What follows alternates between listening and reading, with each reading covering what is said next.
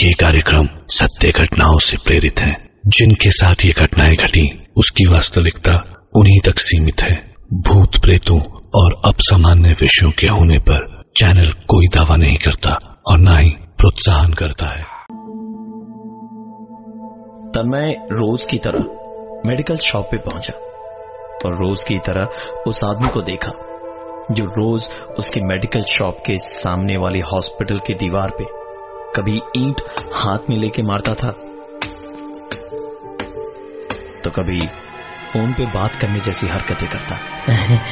Recharge done. Yes. Hello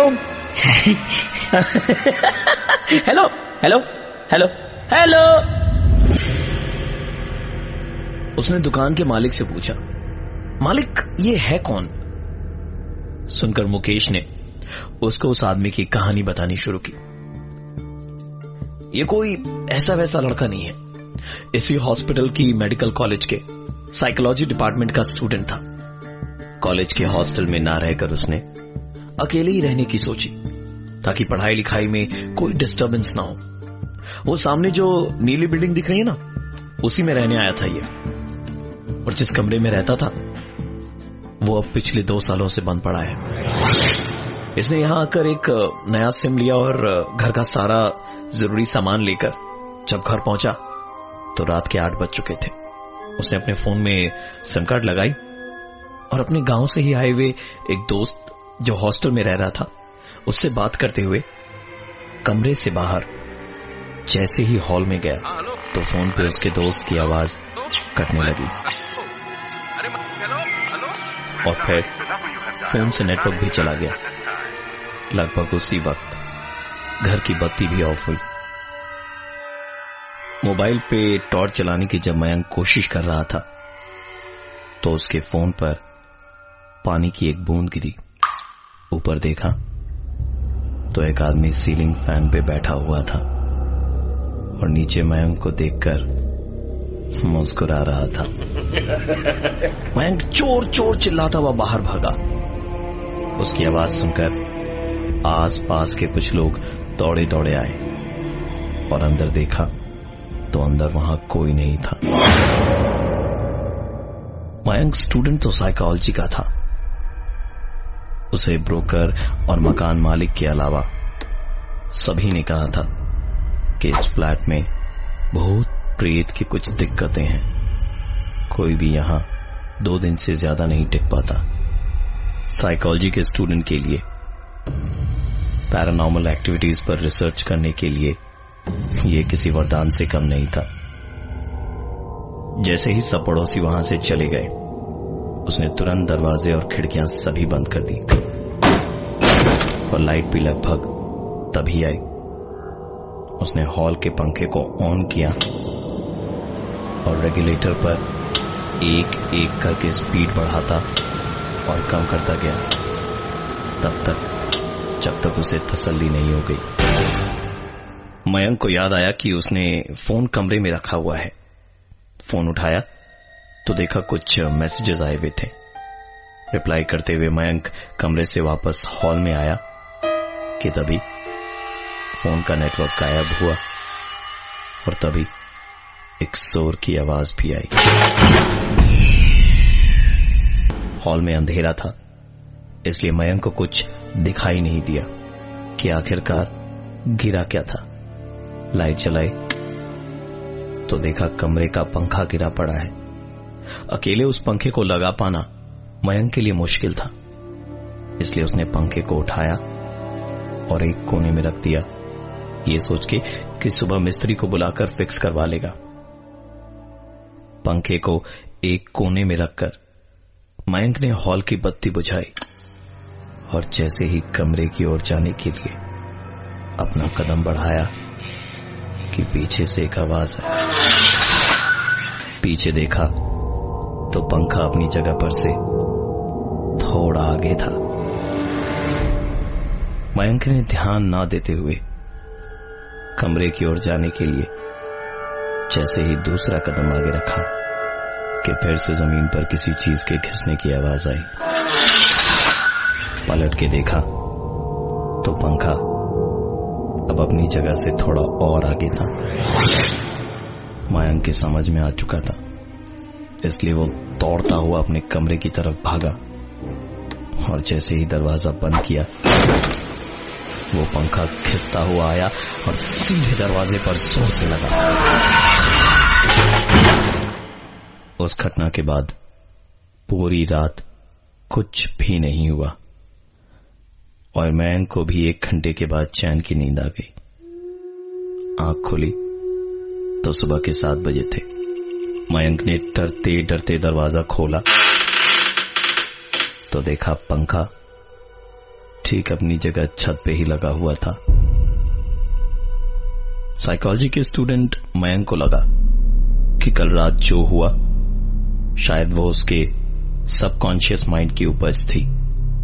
Mayank सोच में डूबा, ब्रश कर ही रहा था कि कमरे में रखा उसका फोन बजा। ब्रश करते करते ही वो कमरे में गया और फोन उठाकर बात करते हुए कमरे से निकलकर हॉल में आया। हॉल में आते के साथ ही फोन से नेटवर्क गायब हुआ और साथ ही डोरबेल बजी।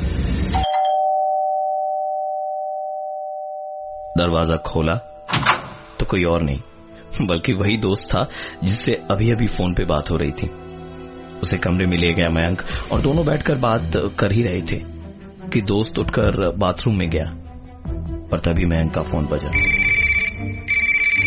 फोन उसी दोस्त का था जो बाथरूम में गया था।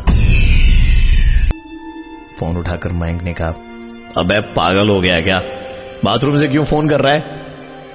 दोस्त ने जवाब दिया, पागल तो तू हो गया है, मैं यहाँ लाइब्रेरी में बैठा तेरा इंतजार कर रहा हूँ, लाइन कट गई थी इसीलिए दोबारा फोन किया है, बेवकूफ। मयंक ने फोन काटा नहीं। दोस्त भी उधर से बोलता रहा, हाँ हेलो, अरे Mayank, hello hello Mayank, hello Mayank अरे मयंक हेलो, तबे पांव हेलो चुपचाप बाथरूम की तरफ गया। हेलो, बाथरूम का दरवाजा लॉक नहीं था और अंदर से एक आवाज आ रही थी। अंदर देखा तो बाथरूम खाली पड़ा था। मयंक का दोस्त सचमुच वहां नहीं था।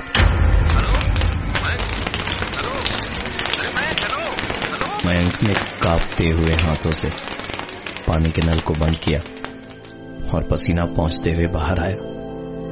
नजर फोन पे गई तो उसका दोस्त अभी भी लाइन पे था। अरे Mayank, hello hello Mayank, hello. अपने दोस्त से बात करते करते मयंक कमरे से निकलकर जैसे ही हॉल में आया, फोन से नेटवर्क गायब हुआ और सुनाई दी एक आवाज,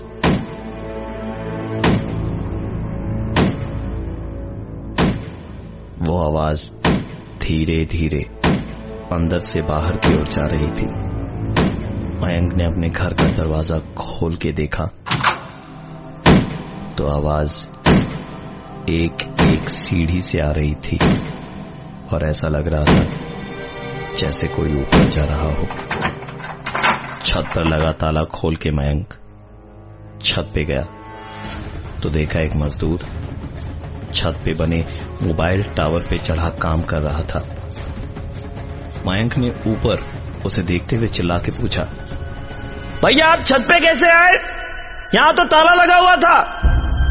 उस मजदूर को न जाने क्या हुआ, उसने 12 माले की उस बिल्डिंग की छत पे बने उस मोबाइल फोन के टावर से नीचे छलांग लगा दी।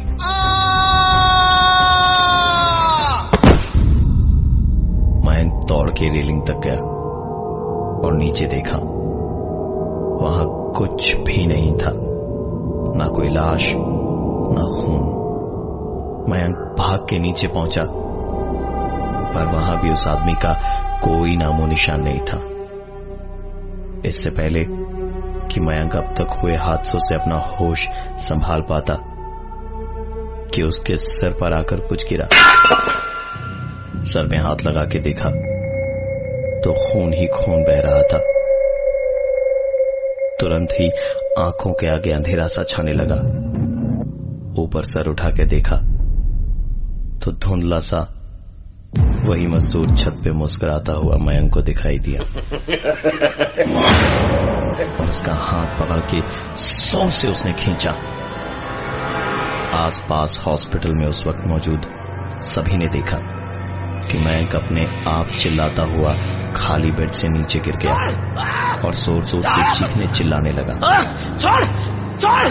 सबने देखा कि मयंक चीख चिल्ला रहा है, लेकिन क्यों और किस पर ये किसी को नहीं दिखा, क्योंकि वो मजदूर सिर्फ मयंक को दिखाई दे रहा था। किसी तरह डॉक्टर्स ने उसे संभाला और इंजेक्शन देकर उसे शांत किया। शाम तक उसकी हालत में बहुत सुधार था और उसने जिद लगा ली कि वो अब एकदम ठीक है और जल्द से जल्द वो घर जाना चाहता है। हॉस्पिटल अथॉरिटीज ने कहा कि कम से कम उसे 2-3 दिन हॉस्पिटल में ही बिताने पड़ेंगे और उसके बाद ही उसे डिस्चार्ज किया जाएगा। रातों रात मयंक हॉस्पिटल से भाग गया और पहुंचा सीधा अपने घर। मयंक का दिमाग बहुत तेज था। उसे अंदाजा लग चुका था कि उसके साथ घटनाएं तभी हुई हैं जब वो अपने कमरे से हॉल में गया और उसके फोन से नेटवर्क गायब हुआ। इसे साइकोलॉजिकल इफेक्ट कहें या कुछ और, मयंक ने घर में घुसने से पहले अपना फोन स्विच ऑफ किया और फिर घर में घुसकर पहले मेन डोर अच्छे से लॉक किया और उसके बाद अपने कमरे में घुसकर फोन ऑन किया और अपने दोस्त को फोन करके अब तक घटी सारी घटना विस्तार से बताई। उसका दोस्त मानने को तैयार ही नहीं था कि ऐसा भी हो सकता है और उसने कहा, यार तू भी ना अजीब आदमी है, साइकोलॉजी का स्टूडेंट होके क्या बकवास कर रहा है। मेरी बात मान, मुझसे फोन पे बात करते करते हॉल में जा, देख कुछ नहीं होगा। दोस्त के उकसाने पर मयंक हॉल में गया। इस बार फोन का नेटवर्क तो गायब नहीं हुआ, पर मयंक के दोस्त को फोन पर सुनाई दी कई आवाजें। अरे छोड़ मुझे। हेलो मयंक, क्या हुआ मुझे?